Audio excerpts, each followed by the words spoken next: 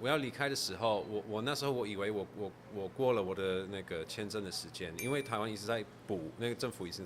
在补说，其实如果你是外国人来这里的话，你可以再留3个月之类，然后再补一下。但是我去那个嘉义市的移民署，然后跟他们说我要离开台湾，但是我又过那个期，我过那个时间，能不能帮我处理这件事情？然后他就看着这个护照看我，然后我在他说这里应该没有问题。我说我那时候很压抑，觉得我很明显的做一个违法的事情吧，我以为我很明显做一个很违法的事情，所以我说你要不要处理我？就是你要不要那种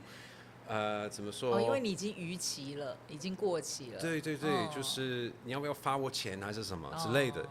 他没回答，他就盖章，然后还给那个。然后那时候我很感动，因为我觉得台湾那么多人对我那么好，对我那么善良，还有那种政府机关，一般来说在不管什么国家，他都会很那种没有什么热情啊。当然，因为他是政府机关，但是连政府机关会都对我这么热情，我那时候真的是很感动，所以我那时候会有承诺，我一定要对台湾回馈这件事情，回馈台湾的善良。所以我现在来台湾做客家的学习客家语的 APP，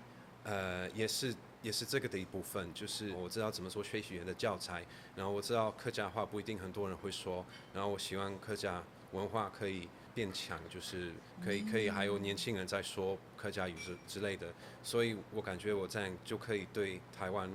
有一种贡献。你刚刚是不是很 emotional？是，我每一真的次想到那件事情，我都会很感动。对，真的因为它不只是那天，它代表着很多不一样的人对我的热情跟善良，所以我有点像它是一个很有代表性的一件事情。